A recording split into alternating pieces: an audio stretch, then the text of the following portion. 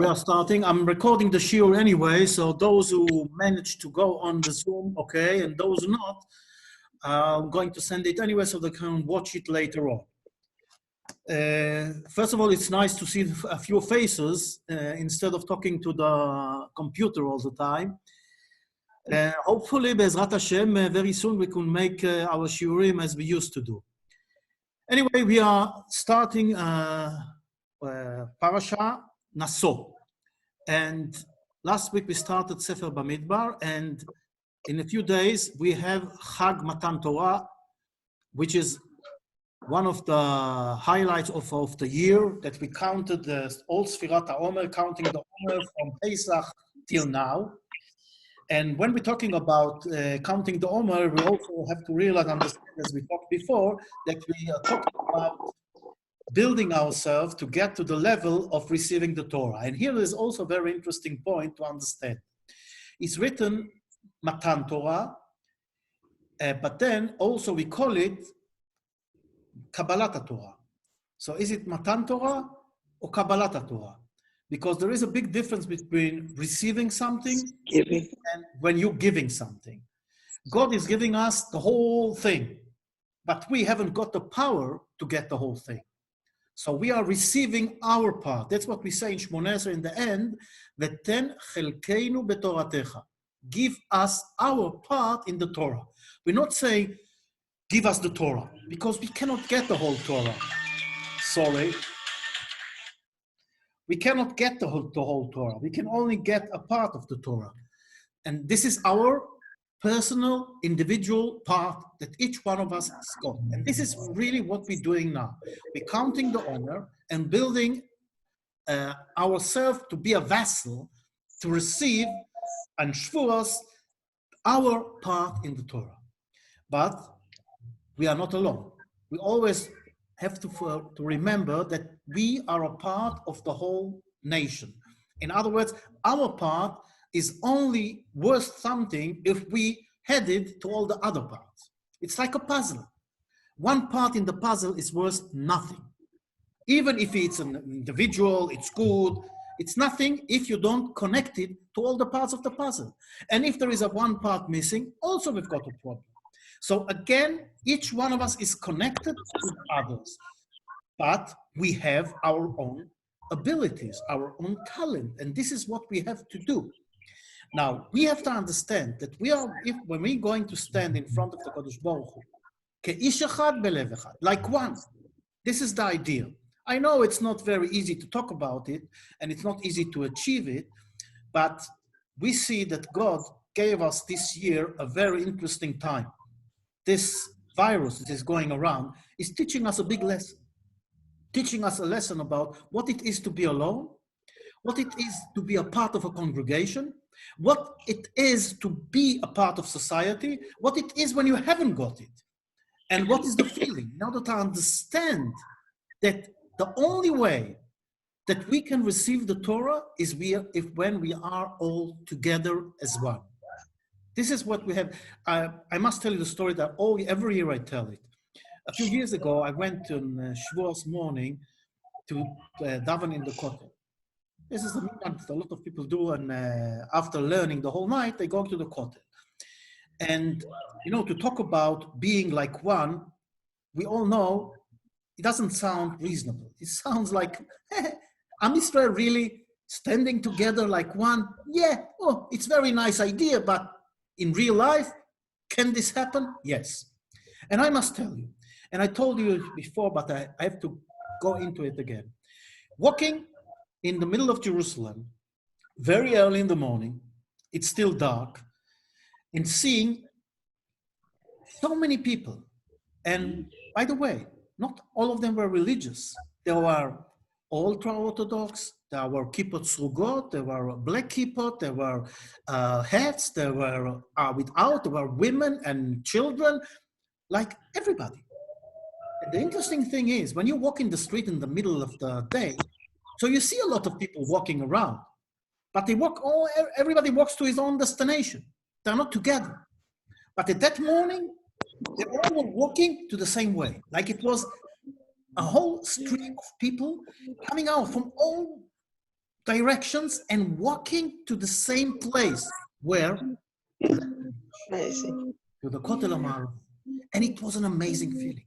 And suddenly this group comes and says, to the Simchat Torah, and from the other side, another group, and all singing and going and walking together to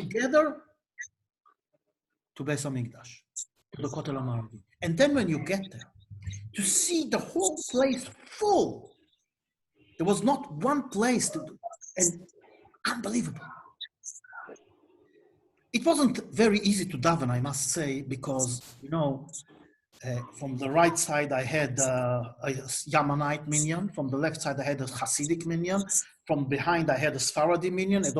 And from the other side, I had another minyan, whatever. And in the middle, now it was very hard to concentrate. But it was everybody there. And then, when it comes to the point of Hanetzach Hama, when the sun rises up, and all starting to daven Tfilat HaAmidah Shmoneh Esrei, suddenly silence. The whole place. Hundreds of thousands of people. What you hear is the birds. Unbelievable. And the feeling of all Am Israel, all kind of people, men, women, children, standing there. Ish echad belev echad. And I was saying to myself, my dear God, מימיני מיכאל, משמאלי גבריאל, מלפוני אוריאל, מאחורי רפאל ועל ראשי שכינת אל. From the right side is Michael, from the left side, Gabriel, and above all of it is the Shechina of the Kodesh Baruch Hu in the Kotel Amaravi. So we can do this. If we all have the same mission, if we all have the same task, if we all go to aim to the same target. And what is the target? What's it? No. The target is worshiping God. The target is love, loving God, loving people. Somebody sent me a few years ago a nature film, very interesting. You see a tiger, the face of a tiger in the bushes, and you see his eyes looking, and you don't know what to do. If please, all those who are listening, please turn off the so we won't hear the voice. Anyway, this lion, we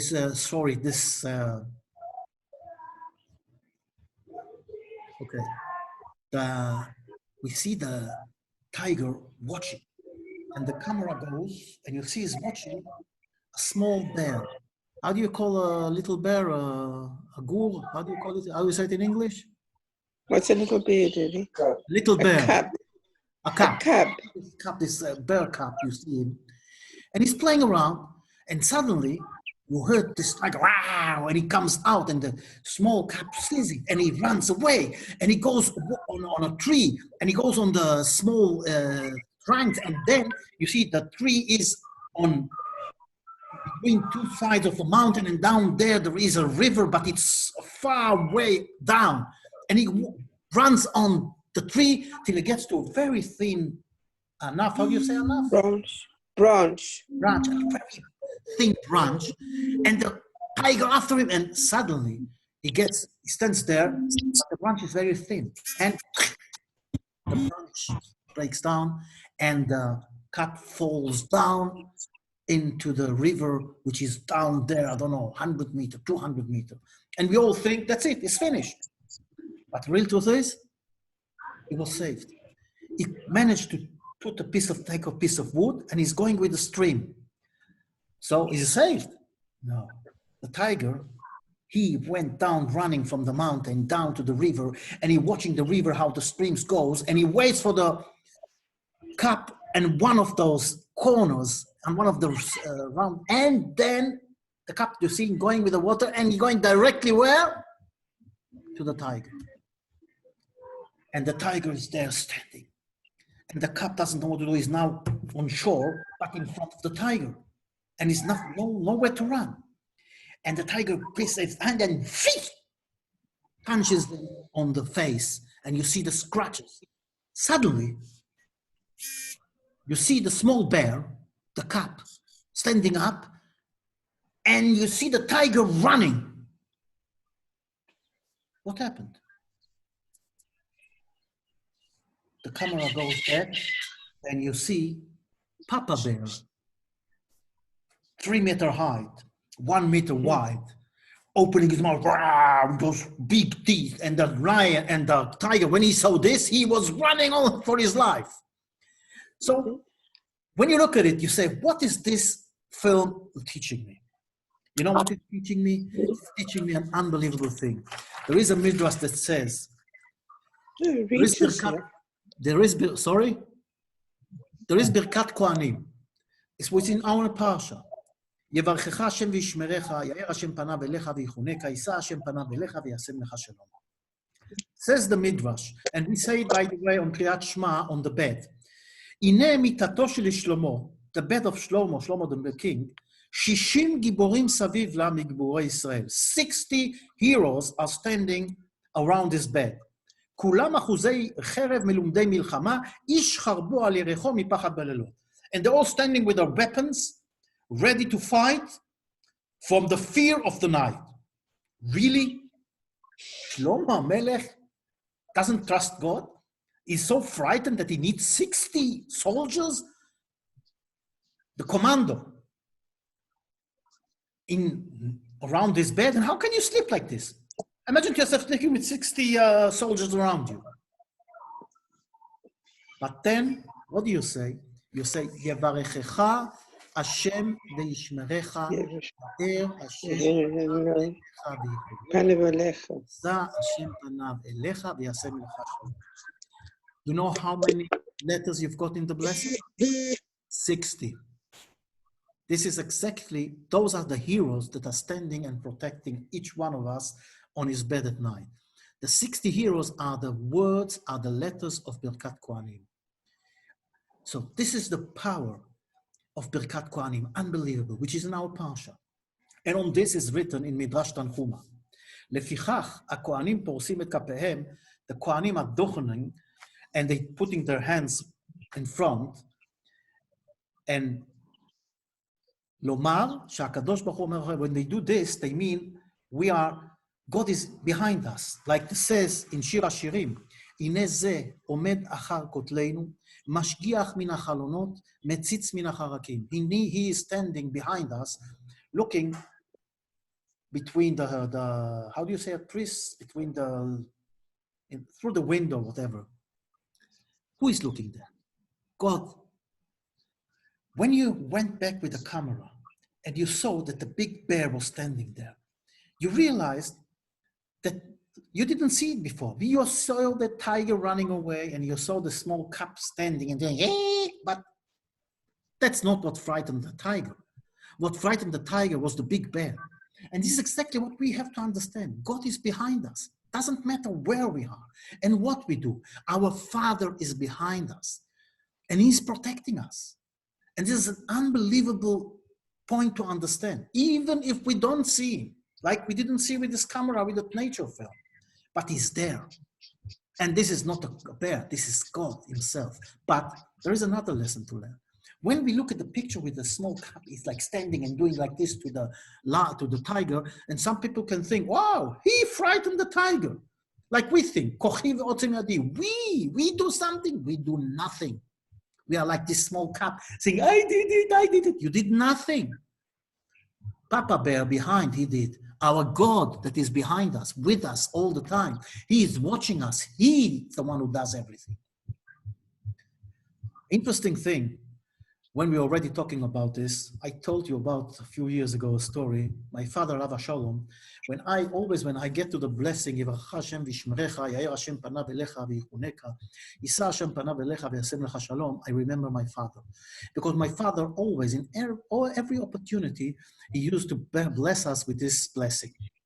And when he was blessing us, he was all like filled up with life.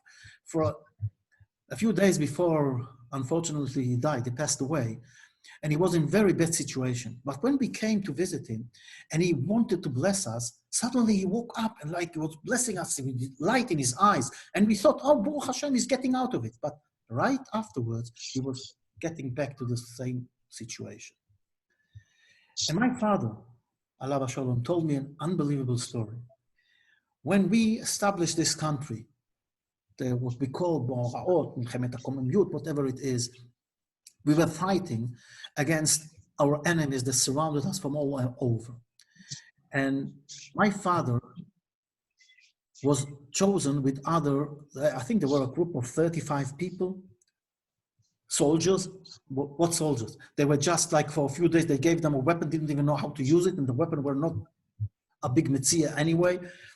And they had to go now to fight the Arabs in Migdal Tzedek, which is near Petach Tikva. And 35 soldiers, and the commander was Dinovich. By the way, he died at that incident, and he's buried not far away from my father in Petach Tikva in Skula, which is also very interesting. Anyway, they go into 35 soldiers, and they see from the right side, in Migdal Tzedek, come the legionnaire from Jordan. From the other side came the Iraqi soldiers, and they all with the best weapons. And even with what we call tanks, or mashuryanim, what they call it that day. And this small group is standing there, they're coming up from the mountain, from all sides. And you know, it looks, that's it, finished. And a few soldiers die, are being killed, of course, and also the commander. Suddenly, my father tells you know, if I would have heard this story from somebody else that heard it from somebody else, but this is my father saying it. And he says, suddenly, all those soldiers turned around, the Iraqi and also the Jordans, and they run away with all their weapons. When they came back to Petach Tikva, people looked at them as ghosts because they heard what was happening and they couldn't believe that somebody survived this. What happened? God was behind it. God was behind, like this film. God was behind. They didn't see it, but somebody, those Arabs, they saw something that made them so frightened that they ran away. So this is to understand and realize that if we put our trust in God, we are protected. We are always protected. Am Yisrael is protected always. And this is our greatness. But this greatness must come when we are united. The blessing of the Kohanim is Yevarechecha Hashem Vishmerecha, is in singular. And it's supposed to be in plural because you're not blessing one, you're blessing the whole congregation. So it should be Yevarechechem Hashem Vishmerechem. So why is it Yevarechecha? Because the blessing, if you want it to work the best way, is when the whole congregation are together as one. Yevarechecha Hashem Vishmerecha.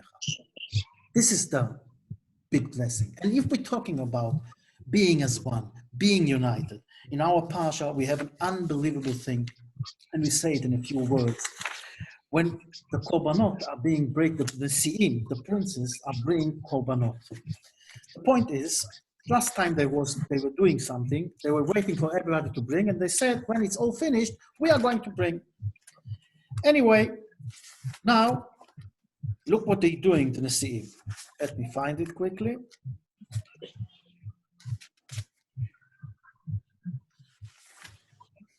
ויקריבו נשיאי ישראל, ראשי בית אבותם, הם נשיאי המטות, הם עומדים לפקודים, and the princes of Israel brought a sacrifice. What did they bring? They bring 6 עגלות צב ו12 בקר. They bring 6 wagons and 12 oxes. What's the idea? Why they stingy? Bring, if everybody wants to bring a wagon, bring 12 wagons and 24 oxes. What is this number? What's the meaning of one wagon? And in other words, when you count it 6, it means that every 2 tribes brought 1 wagon. But oxes, each one of us brought 1. And also they had 12 oxes and 6 wagons. Why? because they wanted to show their unity to the Kodesh Baruch Hu. This is like when in marriage, it's one wagon that the couple is carrying.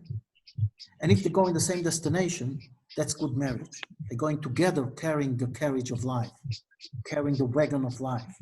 And this is what the Nesiim wanted to show God, that we are united. We bring one wagon, but we share it with another tribe to show God that we are together. We're carrying the let's say, the burden of life. We're carrying our mission together. We understand that we have to be together. And this doesn't end here, because afterward, they bring 12 sacrifices that are exactly identical.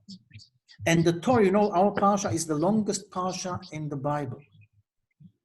Why? Because 12 times is the Torah giving the description of the sacrifice that the Nesiim brought. And it's quite a few psukim. And it's the same thing. And the Torah could have said, and this is the sacrifice that all the Nesiim brought, and we all understand it. No. Each one, description of the sacrifice again and again and again. It's unbelievable. How can it be? Why is the Torah 12 times writing the same thing exactly? You know why? Because God wanted to show us how important it is to be together. Because what was this sacrifice? What was the idea behind it? We all know, I remember years ago when, especially in Belgium, in Antwerp, you had a kiddush. You know, everybody did this kiddush like they were going over the top. You know, went to a kiddush in Shabbos. Wow, you couldn't believe what you see there. And everybody was showing off and doing this and doing that. It got to the point that if you didn't do something extravagant, you were not counted as a member of the congregation. They were looking at you down. So people took loans, got into debts in order to have a nice kiddush. There was a chassid there, a Rebbe, I don't remember the name. And he decided one day, see, from this day on, my kiddush in my shul is you bring schmelz herring, you bring this banana liqueur, what they have, and you bring crackers and lekach, this cake. That's it. And the whole congregation started, whoa, we want to do a nice kiddush. Says, in my shul, you want to be a part of my Hasidim? We all equal. We all bring the same. So those who haven't got anything, they will still make a kiddush, and they don't have to be, let's say, insulted or feel bad because they didn't bring a big kiddush like the others, or chas v'sholom go into debts for a kiddush. And that is what the Nesiim did here. They decided between them. This was the idea of Netanel ben Zuar, the president of Yisachar. Says, let us all bring a sacrifice that is going to be identical. Each one of us, doesn't matter how big is the tribe, how rich is the tribe, we all bring the same. When God saw this, he said, you know, this is the case. I'm going to give each one of you a special day. Because the intention was to bring those all sacrifices in one day. Each one of the tribes is going to have a special day for his sacrifice. And it's going to be a yonta for him. And I'm even going to give you Shabbos. Also on Shabbos, you're going to bring the sacrifice. Because normally on Shabbos, only a public sacrifice can go, not a private one. And this is like a private one. And also, each one of you is going to have his own sacrifice described identical with the same words again, again, and again. This is God showing us how important it is to be as one. This is the idea of Sirat HaOmer. This is the idea of Chag HaShavuot. This is the idea of Matan Torah. This is the idea of receiving the Torah as one. Ke'ish echad belev echad. This is why the blessing of the Kohanim is Yivarechecha Hashem v'Yishmerecha in singular. It's for everybody. But if we want the blessing to work good, we have to be together as one. And this is why the Nesiim brought two oxes and one wagon. Two Nesiim brought each one an ox, but together a wagon. And then they bring 12 sacrifices, identical exactly, to show us all that the most important thing is to be together. To be together. to love each other. That's the basic. That's how we receive the Torah. That's how we get it. And don't forget for a minute that even if we don't see God, He is behind us. He's looking at us and He's making sure that everything is going to be okay. He is behind us, our Father in heaven. He's everywhere. And He wants us to be blessed. The Kohanim are not blessing us. It's God blessing us through the Kohanim. They're a vessel for the blessing. But we have to be vessel to receive the blessing. And in order to be vessel to receive the blessing, we have to get together like one. And what to end this shiur? יברכך השם וישמרך. יאר השם פניו אליך ויחונקה. יישא השם פניו אליך וישם לך שלום. Yes, sorry, want to say something? How do we get together on Shabbat? Hopefully we'll have a few shuls open, and then also it's in our heart. We have to try and think about, this is exactly when we see it like this. We have to understand the quality and the importance of being together. And if we understand it, we did the job. If we get, because the main basic thing is not the outside, it's the inside. If we realize that we are one nation, that we have to be together, even if physical, we're not going to be together this year. Spiritual, are we going to do it? We did it. And Bezrat Hashem, God will make it that we're not going to be only together spiritual, but also physical. All the best to everybody. Thank you.